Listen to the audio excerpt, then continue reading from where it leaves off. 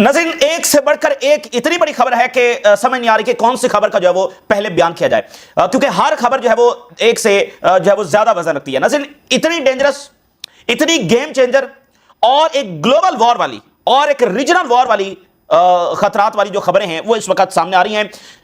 दुनिया इतने बड़े टर्मोइल में जा चुकी है, इतने बड़े इवेंट्स और इतनी तेज रफ्तारी के साथ हो रहे हैं कि दुनिया समझने से कसर है कि दुनिया अचानक चलते चलते ये किस फेज के अंदर आ गई है कि स्मूथली दुनिया का निजाम चल रहा है। ये यूएन है, ये आलमी इदारे हैं, ये वर्ल्ड बैंक है, ये ऐसे दुनिया का निजाम चल रहा है। अचानक इतना बड़ा टर्मोइल के अंदर दुनिया जो जा चुकी है। कतर पर जो हमला है वो वाकईतन नाज़रीन जो है वो गेम चेंजर साबित हो रहा है। और अगले आने वाले जो हफ्ते हैं नाज़रीन, ये पॉसिबल है कि ये इजराइल के लिए शामत साबित हो सकते हैं, ये इजराइल की दुर्गत बना सकते हैं, ये इजराइल की तबीयत साफ कर सकते हैं और 100 साल का जो हिसाब किताब है वो इजराइल के साथ चुकता कर सकते हैं। जी हां, ऐसा बिल्कुल पॉसिबल है, ऐसी डेवलपमेंट्स हो सकती हैं, उनके सिग्नल्स है वो इस वक्त आ रहे हैं। और ओवरऑल सूरत हाल ये है कि हम एक कैटास्ट्रोफिक या फिर आई वुड से कि ग्लोबल वॉर के दहाने के ऊपर खड़े हैं। इस वक्त ग्लोबल वॉर के जो खतरात हैं वो अपनी हाईएस्ट सतह के ऊपर जब चले गए। जरा खबर मुलाजा कीजिए, मिस्र जो है उसने प्रपोज कर दिया है नेटो स्टाइल अरब फोर्स जो है वो बनाई जाए। जी हां, दोबारा सुनिए, मिस्र ने प्रपोज किया है कि नेटो स्टाइल ज्वाइंट अरब फोर्स जो है वो बनाई जाए। Qatar, Saudi Arabia, UAE, Kuwait, Bahrain, Iraq, शाम, मिस्र, मोरक्को, ये तमाम ममालिक जो हैं इनकी और बाकी इनके ज्वाइंट अरब फोर्स जो है वो बनाई जाएगी और ये नेटो स्टाइल काम करेगी। इसकी एक कमांड होगी और किसी एक अरब मुल्क के ऊपर जब इजराइल हमला करेगा तो फिर ये सारी फौज मिलकर उसके ऊपर जब अटैक करेगी। ये कतर पर हमले के बाद ये प्रपोजल जब सामने आया है तो इससे साबित हुआ, यानी ये बात आगे बढ़ रही है, इससे साबित हुआ कि ये हमला जो है वो गेम चेंजर है। तो बिल्कुल ये बात सही है कि जो 100 साल कबल फर्स्ट वर्ल्ड वॉर के बाद जो जवाल का आगाज होता है और अभी तक वो जवाल जारी है, तो ये वाले जो इवेंट्स है जिसने झंझोड़ के रख दिया है, इसने वाकईतन हिला के रख दिया है। हालांकि इससे पहले ऐसे वाकयात हुए हैं कि इनको जाग जाना चाहिए था। क्या गजा में होने वाली मजालिम इनको जगाने के लिए काफी नहीं थे? दुनिया की कौमें जाग गई कि क्या हो सकता है इस दुनिया के अंदर, और ये नहीं जागे। इनको जाग जाना चाहिए था इजराइल जो कुछ गजा में कर रहा था, लेकिन कतर पर हमले के बाद ये जागे हैं। तो या तो वो 1 साल रिवर्स होगा, 100 साल वाला उरू जो सवाल आया हुआ है वो रिवर्स होगा, मुतहद हो रहे हैं, ताकतवर हो रहे हैं, या फिर इजराइल इन सबको जो है वो लिपेट में लेने जा रहा है। मैं आपको बता दूं, इजराइल इन सबको लिपेट में लेने जा रहा है। और खबर यह है इजराइल मिस्र और टर्की के ऊपर अटैक कर सकता है। जी हां, यह खबर सामने आ रही है, इजराइल मिस्र और टर्की के ऊपर जो है वो अटैक कर सकता है और एक full scale all out regional war जो है वो छेड़ सकता है। और उधर देखिए पैरेलल क्या डेवलपमेंट हो रही है। रशिया और नेटो डेंजरस लेवल के ऊपर इस वक्त चले गए हैं, डेंजरस लेवल के ऊपर एस्केलेशन चली गई है। रशिया जो है वो पोलैंड के बॉर्डर्स के ऊपर न्यूक्लियर कैपेबल मिसाइल्स डिप्लॉय करना शुरू हो गया। ये यूक्रेन वॉर में सबसे बड़ी एस्केलेशन है रशिया की जानिब से। For the very first time Poland जो कि नेटो स्टेट है, जहां पर अभी वो ड्रोन्स गिरे हैं और पूरा एक इशू चल रहा है, अब रशिया ने वहां पर न्यूक्लियर कैपेबल मिसाइल्स डिप्लॉय करना शुरू कर दिए हैं। और नेटो ने रशिया के तमाम बॉर्डर्स के ऊपर अपनी फोर्सेज, अपने इक्विपमेंट्स, अपना एयर डिफेंस, अपने फाइटर जेट्स वो डिप्लॉय करना शुरू कर दिए हैं। और सबसे बड़ी हेडलाइन क्या है, अब आप देखें ये सारी कितनी बड़ी हेडलाइंस हम आपके सामने रख रहे हैं। और इस सब के दरमियान एक और सबसे बड़ी हेडलाइन क्या है, यूनाइटेड नेशन ये कह दिया है कि हम थर्ड वर्ल्ड वॉर के दहाने के ऊपर आ चुके हैं।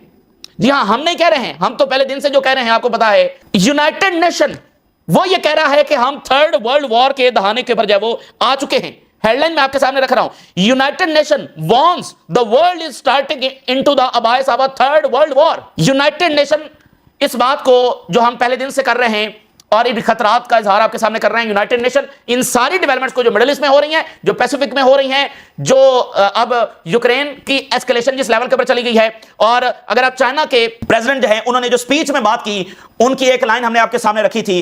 चाइना के सदर ने कहा कि इंसानियत जो है वो जंगों और पीस के दरमियान क्रॉस रोड के ऊपर खड़ी हुई है। एक तरफ ऐसा मौका है, ऐसी अपॉर्चुनिटी है कि सब मिल बैठकर अमन की तरफ चले जाएं, लेकिन दूसरी तरफ हमें जंगे जब नजर आ रही हैं। ये चाइना के सदर ने बात की। मौजूदा मिडिल ईस्ट के इवेंट्स, मौजूदा पैसिफिक के इवेंट्स और मौजूदा यूक्रेन की एस्केलेशन, जिसमें यूक्रेन जंग रुकने के दूर दूर तक कोई चांस नहीं है, बल्कि नेटो और रशिया हाईएस्ट लेवल की एस्केलेशन की तरफ जब इस वक्त जा चुके हैं। देखिए बात यह है कि from the day one personally मेरा ये नजरिया रहा है, मैं इस तरह से इस चीज को देखता रहा हूं कि वो एक ग्लोबल वॉर लॉन्च करेंगे। और मैं ऐसा क्यों समझता हूं फ्रॉम द डे फर्स्ट, और जैसा हम ये कहते रहे कि ये रुकेगा नहीं और आज तक ये नहीं रुका अनफॉर्चुनेटली, तो वाई आई अंडरस्टैंड, मैं कोई मतलब ज़ाहिर है दुनिया के जो वाकयात है, जो दुनिया के एनालिसिस हैं, जो दुनिया के एक्सपर्ट्स बात कर रहे हैं, उनको देखकर ही ये अजम्पशन मैंने कायम की है कि ये ग्लोबल वॉर जो है वो लॉन्च करेंगे। उसकी सॉलिड रीजन क्या है क्योंकि रीराइट द हिस्ट्री करना बहुत जरूरी है। इस वर्ल्ड के अंदर इजराइल एग्जिस्ट नहीं कर सकता है। जो रियलिटी उनकी दुनिया के सामने आ चुकी है, इस वर्ल्ड में वो एग्जिस्ट नहीं कर सकते हैं। तो वो क्या करने जा रहे हैं, वो सारी दुनिया ही नहीं बनाने जा रहे हैं। वर्ल्ड वॉर के बाद एक नई दुनिया बनी ना, तो एक और जंग के बाद एक और नई दुनिया। देखिए, 2 आलमी जंगें लड़ी गई इजराइल को कायम करने के लिए, डेफिनेटली उसके बाकी मकासद सारे मामला थे, लेकिन दोनों आलमी जंगों का आउटपुट क्या था? ठीक है, दोनों, और खासकर जो फर्स्ट वर्ल्ड वॉर है उसके तो इवेंट्स देखकर ऐसा लगता है कि बाकायदा इनका हाथ था उस आलमी जंग को ट्रिगर करने में।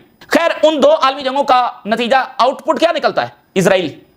तो इजराइल कायम हुआ 2 आलमी जंगों के बाद। तो इस इजराइल को ग्रेटर इजराइल बनाने के लिए एक ग्लोबल वॉर ही चाहिए ना, उसको एक्सपैंड करने के लिए, उसको दजला फरात तक ले जाने के लिए एक बड़ी जंग ही चाहिए। इसके बगैर तो ये पॉसिबल नहीं है। यानी वो किस तरह से चीजों को देख रहे हैं कि उनका घमंड क्या है। देखें, 45 में वो आलमी जंगें 2 जीत जाते हैं, उसके बाद वो दुनिया का नक्शा बनाते हैं। ये शाम होगा, ये फलाना होगा, ये फलस्तीन होगा, ये जॉर्डन होगा, इस तरह पूरी दुनिया का नक्शा बनाते हैं, वो लकीरें खींचते हैं। तो वो तो उसी लेंस से देख रहे हैं ना कि हमारे भाई ये हमने मुल्क बनाए हैं, इनकी क्या हैसियत है, अगर आज हमें ये चाहिए तो हम ये ले लेंगे, और अगर ये रेजिस्ट करेंगे तो ये जो चेस बोर्ड है, ये हमने ही बिछाया ना, तो हम इसको उठाकर फेंकेंगे और नया चेस बोर्ड बनाएंगे, उस पर अपने प्यादे रखेंगे, उस पर बादशाह रखेंगे, उस पर दोबारा सजाएंगे, ये ऐसा मुल्क होगा, इसकी बॉर्डर्स ये होंगे, और फिर उनकी कितनी ताकत होगी ये हम बताएंगे, तुम्हारी इतनी ताकत है, तुम्हारी इतनी ताकत है। ठीक है ना, उन मुल्कों की आइडियोलॉजीज क्या होंगी, उनके अलायंसेस क्या होंगे, ये सब हम डिसाइड करेंगे। तो ये वो पावर है जिसका मुजाहरा एक हमले में, खलीजी रियासत के एक हमले पर इसकी छोटी सी झलक उन्होंने दिखाई है कि हम ये, और देखें, ये जो सारे ममालिक हैं ये इस ताकत को समझते हैं कि हां उनके पास ये ताकत है कि वो दोबारा से सब ये लपेट कर एक नया नक्शा जो बिछा दें, और इसलिए वो एक खास हद से आगे अमेरिका और वेस्ट के खिलाफ नहीं जाते। ठीक है ना, और उनको भी इस ताकत का इस्तेमाल करने की आज तक जरूरत नहीं पड़ी है। क्यों? क्योंकि सदाम हुसैन है, बशार है, कजाफी है, उनको वैसे उन्होंने डिस्ट्रॉय कर दिया। जो ये ममालिक हैं वो वैसे उनके ताबेदार हैं, तो उस ताकत की इस्तेमाल की जरूरत क्या है। लेकिन आज जब इजराइल एक ग्रेटर इजराइल बनाना चाहता है, उसकी फाइनल अटेम्प्ट वो करना चाहता है, और दूसरी तरफ वो गजा में स्टक हो चुका है, वहां पर वो मिलिटरीली कोई कामयाबी हासिल नहीं कर सका और स्टक हो चुका है, तो उसको इस शिकस्त से निकालने के लिए खुली जंग छेड़ दी जाए, जिसके बाद वो उसको जो उसके मकासद हैं वो पूरे करवाया जाए। और इसके साथ फिर एक और चीज समझिए, इन तमाम बातों को तकवीयत देने के लिए वो मिडिल ईस्ट में किसी को भी न्यूक्लियर पावर क्यों नहीं बनने देना चाहते। उसकी वजह यह है कि देखिए, जब न्यूक्लियर पावर को आज अगर आलमी जंग छिड़ जाती है, आज अमेरिका फौजें उतर जाती हैं इजराइल के साथ, सामने मुझे बताएं कौन सा मुल्क है जो खड़ा होगा इनसे लड़ने के लिए। कोई 2-4 मिसाइल मार भी देगा अगर, तो उनके पास तो न्यूक्लियर ताकत है ना, वो 2-4 न्यूक्लियर गिरा देंगे। आपके पास जो मर्जी कन्वेंशनल ताकत आप लेकर बैठे हुए हैं, आप कैसे लड़ सकते हैं अमेरिका और इजराइल से? वो 2-4 न्यूक्लियर मिसाइल आपके ऊपर गिरा देंगे, और वो हेजिटेट नहीं करेंगे न्यूक्लियर इस्तेमाल करने में। इसलिए वो न्यूक्लियर नहीं बनने देना चाहते किसी को, क्योंकि जब कोई न्यूक्लियर बन जाएगा तो वो जो 45 वाली उनकी 1945 के बाद जो उनकी पावर है, वो स्टेटस को चैलेंज होता है। मिडिल ईस्ट में अगर कोई न्यूक्लियर ताकत बनता है तो वो स्टेटस को चेंज होता है, क्योंकि फिर अमेरिका की जितनी मर्जी पावर है, न्यूक्लियर पावर उस तमाम पावर को कन्फ्रंट कर सकता है। इसलिए वो किसी सूरत, ईरान को तो किसी सूरत नहीं वो बनने देंगे, ये मेरी बात आज लिख लीजिए। और ईरान भी अब न्यूक्लियर बनाए बगैर नहीं रुकेगा, और बल्कि मिडिल ईस्ट के दूसरे मुल्क भी इस बारे में सोचेंगे। अभी अरबों को टाइम लगेगा आगे बढ़ने में, बड़े बोल्ड फैसले करने में, क्योंकि ये जो फियर है ना कि हमारी बादशाहतें ये गिरा देंगे, ये फियर उनके, आप कह लें कि इतना कूट कूट कर भरा हुआ है कि इसका निकलना इतना आसान नहीं है।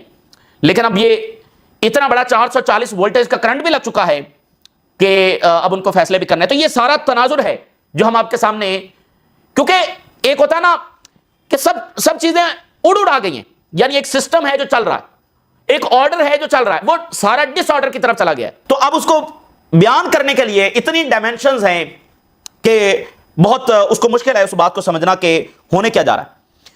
तो इस तनाजुर में अब फैसले होने, और आज कतर में बड़ी बैठक शुरू हो गई है।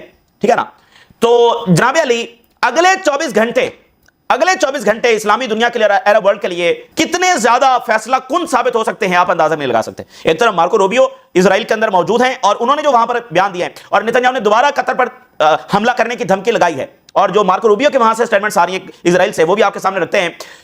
कतर ने और अरब वर्ल्ड ने सबने बड़े फैसले करने हैं। जरा टाइम्स ऑफ इजराइल की खबर आपके सामने रख रहे हैं। Egypt reviving proposal for NATO style air force to protect countries from attack. 20,000 अपने मिलिट्री पर्सनल मिस्र ने पेश कर दिए हैं। हम 20,000 फौज दे रहे हैं, यानी वो जो ज्वाइंट फोर्स होगी ना, उसके लिए 20,000 फौज उन्होंने प्रपोज कर दी है। और मैकेनिज्म बनाया जाए सबकी कंसेंसस के साथ कि जैसे नेटो है तो एक मेन कमांड है ना, तो इस फौज की क्या मेन कमांड होगी, कैसे, कहां पर हेडक्वार्टर होगा, फंडिंग, ये वो सारे मामला, और सबका कंसेंसस हासिल करना जरूरी है। ऐसी फौज आज तक क्यों नहीं बन सकी? बुनियादी वजह वही है जो हमने आपके सामने रख दी है, वो फियर कि हमारी बादशाहतें गिरा देंगे, हम अपनी फौज बनाने की तरफ जाएंगे, हम ताकत हासिल करने की तरफ जाएंगे, हम आजादी हासिल करने की तरफ जाएंगे, ये हमारी बादशाहतें गिरा देंगे। तो आज तक अगर ऐसी फोर्स नहीं बन सकी तो उसकी वजह बुनियादी यही है। तो कंसेंसस होना जो है वो बहुत ज्यादा जरूरी है। और इसमें जनाब अली मोरक्को से, अल्जीरिया से उनकी वो भी अपना कंट्रीब्यूशन करेंगे। यूएई, कतर, सऊदी अरेबिया, ये सारे अरब ममालिक, इराक, शाम, ये सब जो है वो अपना हिस्सा जो डालेंगे। शेयरिंग कमांड पोजीशंस, ये जनाब उन्होंने प्रपोजल रखा है, ठीक है। और इसके ऊपर इजराइल बहुत सीख पा है। इजराइल के अंदर अब बहुत ज्यादा रिजेंटमेंट है कि नेतन्याहू की गलत पॉलिसीज कैसे इन सबको मुतहद कर रही हैं। देखिए, मिस्र इजराइल का इत्तेहादी है, यूएई इजराइल का इत्तेहादी है, ये सारे इजराइल के या साथ हैं या खामोश है। तो इजराइल और अमेरिका तो ऑलरेडी कॉन्कर कर चुके हैं ना अरब वर्ल्ड को, तो अब तो वो थोड़ा सा उनको झटका लगा है। इसका नतीजा ये भी हो सकता है कि उनकी सारी बसात उलट जाए और उनकी ये सारी एरोगेंस जो है वो उल्टी पड़ जाए, ये इसका एक नतीजा हो सकता है। इसलिए मैंने आपको बताया ना कि इजराइल की शामत भी आ सकती है। तो उनकी एरोगेंस के हम ये इन मुल्कों की हैसियत ही कोई नहीं है, हम ये सब नक्शे उठाकर फेंकेंगे और दोबारा नए नक्शे बनाएंगे। भाई जॉर्डन क्या है, मुझे बताइए, जॉर्डन क्या है? Jordan is the part of the Palestine, जिसको आप कनान कहते हैं। तो जो कनान था उसमें ये आज का जॉर्डन भी आता है, यानी जो फलस्तीन है। तो ये नक्शा उन्होंने बनाया, ये जॉर्डन होगा, ये फलस्तीन होगा। तो जॉर्डन तो पार्ट ऑफ द पैलेस्टाइन है। तो वो कहते हैं इन मुल्कों की हैसियत क्या है? तो ये उनकी एक एरोगेंस और उनकी ताकत भी है। लेकिन ये सब उल्टी भी पड़ सकती है क्योंकि दुनिया में ताकत का तवाज़ुन भी बदल रहा है, चाइना, रशिया, वो सारे भी। तो अंदर से शदीद तनकीद हो रही है। अब जो मिस्र ने प्रपोजल दिया है, उन्होंने कहा कि ये पेनफुल ब्लो है इजराइल के लिए। ये इजराइल के अंदर से बात हो रही है। और जैसे अब्राहम अकॉर्ड को धचका लग चुका है, तो ये पीस एग्रीमेंट जो इजराइल के साथ हुए हैं उनके लिए बड़ा धचका है। और इजरायली गवर्नमेंट ने, नेतन्याहू की गवर्नमेंट ने हमारी जो इंटरनेशनल स्टैंडिंग है उसको हिला कर रख दिया है। और इररिस्पांसिबिलिटीज और इमेच्योर जो एटीट्यूड है नेतन्याहू की गवर्नमेंट का और जो एरोगेंस है, ये हमें ग्लोबल स्टेज के ऊपर उखाड़ कर फेंक रही है। They must be replaced before it's too late. तो ये जंगें ऐसी होती है ना, देखें, जो मिसाल के तौर पे जर्मनी है, उसकी भी तो कैलकुलेशन थी ना, नतीजा उल्टा निकला। इस तरह रशिया अफगानिस्तान में आया था, सोवियत यूनियन आया था, नतीजा उल्टा निकला। यूक्रेन में जो वेस्ट की असम्पशन थी, नतीजा उल्टा निकला। तो जाहिर है कि इजराइल भी एक समझता है कि उसकी ये ताकत है, वो ये कर सकता है, लेकिन उसका नतीजा उल्टा भी निकल सकता है, ठीक है ना। वो यमन को डिस्ट्रॉय करने आए, नहीं कर सके। इसके साथ इजिप्ट ने ये अनाउंस किया है कि वो इंटेंसिव डिप्लोमेटिक एंगेजमेंट जो है वो शुरू कर रहे हैं। और इसमें अरब और इस्लामिक जो वर्ल्ड है उनके साथ वो राब्ते कर रहे हैं। टर्की के फॉरेन मिनिस्टर, इजिप्ट ने राब्ता किया, किससे? टर्की के फॉरेन मिनिस्टर से बात हुई है। अब ये के बाद दिख रहे इंटेंसिव डिप्लोमेटिक एक्शन भी वो शुरू कर चुके हैं। टर्की से बात हुई है, पाकिस्तान के फॉरेन मिनिस्टर इसहाक डार से बात हुई है, सऊदी अरेबिया से बात हुई है, ठीक है ना। अब पाकिस्तान का रोल इसमें बहुत इंपॉर्टेंट होगा। वाई? पाकिस्तान के पास बड़ी मिलिट्री है, पाकिस्तान इकलौता न्यूक्लियर ताकत है, और अरब वर्ल्ड के बहुत ज्यादा, यानी पाकिस्तान की मिलिट्री और आगे पीछे चीजों को देखता है। ये जो मुल्क है गल्फ के खास तौर पर, ये जब भी असलहा वगैरह खरीदते हैं तो पाकिस्तान उसमें जरूर शामिल होता है, ये पाकिस्तान की एडवाइस शामिल होती है। सो पाकिस्तान का रोल बहुत ज्यादा बढ़ गया है। तो कोऑर्डिनेशन मिस्र ने शुरू कर दिया रीजनल कंट्रीज के साथ, और एक इंटेंसिव उन्होंने अपनी एफर्ट शुरू कर दिए। बड़े फैसले, यानी वो ग्राउंड बना रहे हैं ना। तो आज मीटिंग हो रही है, कल तक ये चलेगी, तो उससे पहले वो सबसे पूछ रहे हैं और एक माहौल बना रहे हैं कि अल्टीमेटली फैसला क्या करना है। एक्सचेंज किए व्यूज सिक्योरिटी के हवाले से और जो चैलेंजेस हैं और इजराइल को जवाब देने के हवाले से सारी चीजें डिस्कस हुई हैं। और अरब और इस्लामिक नेशन जब वो एक नाजुक तरीन मोड़ के ऊपर आकर खड़ी हो गई हैं। अच्छा, अब एक इंटरेस्टिंग बात यह है, डिबेट जारी है, अमेरिका शामिल था, अमेरिका ने ग्रीन लाइट दी। देखिए, एक बड़ी सॉलिड चीज सामने खुलकर आ रही है, और वो ये मेरा ख्याल है कि 100% इस बात को अब यकीन कर लिया जाना चाहिए कि इसमें अमेरिका था। पहले दिन से ही बात तो हो रही है कि अमेरिका था, लेकिन उसको डिग आउट किया जा रहा है। एक बात बड़ी इंपॉर्टेंट है, ये समझने के लिए अमेरिका के बगैर हो ही नहीं सकता। वाई? कतर में सेंटकॉम बैठी हुई है, एयर डिफेंस लगा हुआ है, इधर से आ रहे हैं मिसाइल्स, तो ऑटोमेटिकली एयर डिफेंस जब वो एक्टिवेट होगा। देखिए, मिसाइल आ रहे हैं ना, ड्रोन आ रहे हैं, तो एयर डिफेंस को क्या पता कि ये किसके हैं। ये हो सकता है यमन के हो, ये हो सकता है ईरान के हो, किसी दूसरी ताकत के हो। तो एयर डिफेंस ने तो आगे से एक्टिवेट होना था, इंटरसेप्ट करने की कोशिश करनी थी। इंटरसेप्ट होता या ना होता, जब यमनी मिसाइल जाते हैं इजराइल, तो आगे से इजरायली एयर डिफेंस एक्टिवेट हो जाता है। तो जब कतर की तरफ मिसाइल आ रहे हैं, एयर डिफेंस लगा हुआ है, एयर डिफेंस, और बर्तानिया का भी उन्होंने खरीदा हुआ है, अमेरिका का भी खरीदा हुआ है। एयर डिफेंस एक्टिवेट ही नहीं हुआ। यह सबसे बड़ा एविडेंस है कि अमेरिका इसमें इन्वॉल्व था। उसको जो है वो डीएक्टिवेट कर दिया गया, एयर डिफेंस को हमले से पहले ही डीएक्टिवेट कर दिया गया, क्योंकि अगर अमेरिका को पता ही ना होता तो डीएक्टिवेट कैसे होता है डिफेंस? पता था तो डीएक्टिवेट किया ना। इसलिए इन ममालिक के जो hundreds of billions of dollars हैं वो एक बटन की मार है। इससे यह भी साबित हुआ कि किल स्विच जो है उनके पास है, सामने उनको नजर आ रहा है, हमारे लिए जंगी तारे खड़े हैं, हमारे लिए ये एयर डिफेंस उन्होंने लगा कर रखा हुआ है। एक बटन की मार है बस, उन्होंने वो बटन खींच दिया मैं सिंबॉलिकली बात कर रहा हूं, एक बटन बस उन्होंने बंद कर दिया, सारे इक्विपमेंट्स खामोश बैठे हुए हैं। यानी आपने चौकीदार पाले हुए हैं, आपने चौकीदार गार्ड्स रखे हुए हैं, आप उनके ऊपर पैसा लगाई जा रहे हैं, एक दिन आपके ऊपर अटैक हो जाता है और चौकीदार मतलब रेजिस्ट भी नहीं करते। बचा एक होता है बचाना, वो सोए रहते हैं, वो रेजिस्ट भी नहीं करते, वो आगे से एक बुलेट भी नहीं चलाते। तो ये कुछ उनके साथ हुआ है, वो एयर डिफेंस एक्टिवेट ही नहीं हुआ। इट्स मीन कि उन्होंने उसको बंद किया था। अगर अमेरिका को पता ना होता तो ऑटोमेटिकली एयर डिफेंस ने तो एक्टिवेट होना था। ये सबसे बड़ा एविडेंस है कि वो इसमें इन्वॉल्व थे। लेकिन फिर मकसद क्या है अमेरिका का ये सारा कुछ करवाने का? और अब जरा ये खबर देखिए, Netanyahu might launch a regional war starting with Egypt and Turkey. देखिए अब आप कुछ भी एक्सपेक्ट कर लें, कुछ भी एक्सपेक्ट कर लें, आप बचा क्या है इस दुनिया में? आप गजा को देखकर मुझे बताइए, हालांकि हम इसको कवर कर रहे हैं लेकिन हम भी सारी वीडियोस गजा की नहीं देख सकते, तो आप ये क्यों नहीं इसको जो है वो अज्यूम कर सकते या इसको एक्सेप्ट कर सकते कि इजराइल मिस्र और टर्की पर भी अटैक कर सकता है? और हैरिस की कल हेडलाइन हमने आपके सामने रखी ना, वो कल से डिस्कस हो रही है। हैरिस ने कहा कि Turkey could be the next target, और हमास की लीडरशिप हो सकता है वो टर्की जा चुकी हो, और सीरिया का जो फड्डा चल रहा है। अच्छा, तो टर्की के ऊपर और मिस्र के ऊपर अटैक हो सकता है, और इसको जोड़िए आप नेटो के साथ। नेटो वहां पर, और जो कुछ इजराइल कर रहा है ये भी तो नेटो ही का प्रोजेक्ट है ना, ये भी तो नेटो ही की जंग है जो इजराइल लड़ रहा है। ईरान पर हमला हुआ तो ईरान ने क्या कहा? ये नेटो है जिसने हमारे पर हमला किया है। तो नेटो वहां पर बड़ी जंग शुरू करेगा तो यहां पर मिडिल ईस्ट में नहीं शुरू करेगा, ठीक है ना? और ये तो ओवरऑल फिर इजराइल के लिए, ओवरऑल नेटो की जंग अंदर इजराइल के लिए मौका होगा कि वो एक्सपैंड करे। कहेगा वो, जैसे जर्मनी कहता है ये डर्टी वर्क हमारे लिए कर रहा है, तो उनके लिए भी जंग लड़ रहा होगा लेकिन असल में अपनी एक्सपेंशन भी कर रहा होगा। यहां पर ये पॉसिबल है कि वहां पर अगर जंग छिड़ गई, ये 1000% कंफर्म है कि यहां पर ये ऑल आउट वॉर होगी, नेटो फोर्सेस यहां पर उतरेंगी, अमेरिकन फोर्सेस उतरेंगी। ये बात बिल्कुल दुरुस्त है। लेकिन टर्की के ऊपर हमला इजराइल को बड़ा महंगा पड़ सकता है, ये मैं आपको बता दूं। उसकी वजह यह है कि टर्की बहुत ताकतवर है, बहुत ताकतवर मुल्क है, और 2015 में उन्होंने एक मुजाहरा किया था। रशियन जो फाइटर जेट्स हैं वो इनकी एयर स्पेस में आ गए थे, गलती से आए थे, या वैसे रशिया जो टेस्ट कर रहा था जो इनका एयर डिफेंस है, तो टर्की ने रशियन फाइटर जेट गिरा दिया था 2015 में। और इस वक्त पूरे यूरोप में सबसे जो मॉडर्न डिफेंस इंडस्ट्री है वो टर्की की है, ये बात ज़हन में रखें। टर्की पर हमला बहुत बुरा नतीजा इस नेतन्याहू को भुगतना पड़ेगा। और उर्दगान की बड़ी ही दिलचस्प और इंपॉर्टेंट स्टेटमेंट आई है, वेरी वेरी इंपॉर्टेंट। उन्होंने कहा कि जब रीजन के अंदर जो बॉर्डर्स है वो ब्लड और टीयर्स के साथ खींचे जा रहे हैं, we will not accept our repetition of the divide and rule game. Historic statement है मौजूदा सूरत हाल को समझने के लिए। डिवाइड और रूल गेम को, इस खेल को अब हम दोबारा रिपीटेडली बर्दाश्त नहीं करेंगे। इसका मतलब यह है कि जो हम चीजें बयान कर रहे हैं वो फिर सही अप्रोच है। उर्दगान भी एग्जैक्टली वही बात कर रहे हैं। यानी इसका मतलब हम सही अप्रोच से चीजों को देख रहे हैं कि इजराइल और अमेरिका क्या कर रहे हैं। लेबनान की गलती है इसलिए अटैक कर रहे हैं, सीरिया की गलती है इसलिए अटैक कर रहे हैं, अंसारुल्लाह की गलती है, ईरान की गलती है इसलिए अटैक कर रहे हैं, कतर में हमास लीडरशिप बैठी थी इसलिए अटैक किया। यानी हर मुल्क को जवाब बनाकर अटैक कर रहे हैं और अलग अलग करके सबको हमला कर रहे हैं। 8 मुल्कों के ऊपर उन्होंने अटैक कर दिया है, सबको अलग अलग करके मार रहे हैं। तो डिवाइड एंड रूल, तो अब वो खुद ये कह रहे हैं कि ये इजराइल तो हमारे साथ ये खेल खेल रहा है, तो ये बर्दाश्त नहीं हम करेंगे। टर्की के फॉरेन मिनिस्टर पहुंच चुके हैं दोहा, और ओआईसी का इजलास अलग हो रहा है और अरब लीग का इजलास जब अलग हो रहा है, ठीक है ना?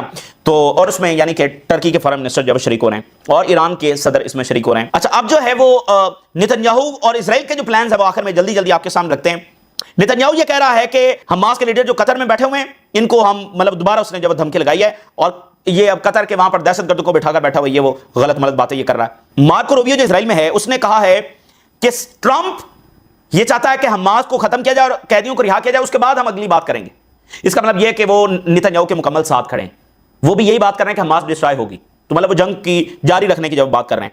और मार्को रूबियो ने इजराइल में खड़े होकर उन तमाम मुल्कों को धमकी लगाई जो फिलिस्तीनी रियासत को तस्लीम करने जा रहे हैं। मार्को रूबियो ने कहा है कि मैनी कंट्रीज जो रिकॉग्नाइज कर रहे हैं हमने उनको खबरदार कर दिया है कि इसका रद्द अमल आएगा। ये मार्को रूबियो वहां से थ्रेट कर रहे हैं। और एक और खबर देखिए, मार्को रूबियो को एक पावर ये दी जा रही है कि वो पासपोर्ट डिसाइड कर सकता है, यानी किसको डिपोर्ट करना है किसको नहीं करना। वो वहां पर फ्री स्पीच, ये वो कंसर्न्स वहां पर पैदा हो रहे हैं, वहां पर डिबेट छिड़ गई है कि ये तो अमेरिका में कुछ और ही हो रहा है।